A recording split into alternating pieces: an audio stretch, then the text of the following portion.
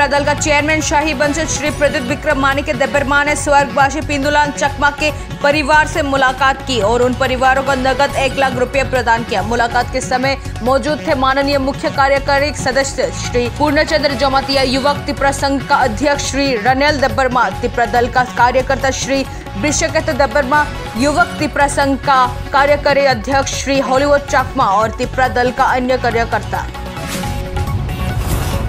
अरुणाचल प्रदेश चकमा छात्र संघ ने 9 साल की बच्ची के माता पिता से बच्ची के ऊपर शारीरिक उत्पीड़न होने की शिकायत प्राप्त करके उस 9 साल की बच्ची को बाल श्रम से बचाया है।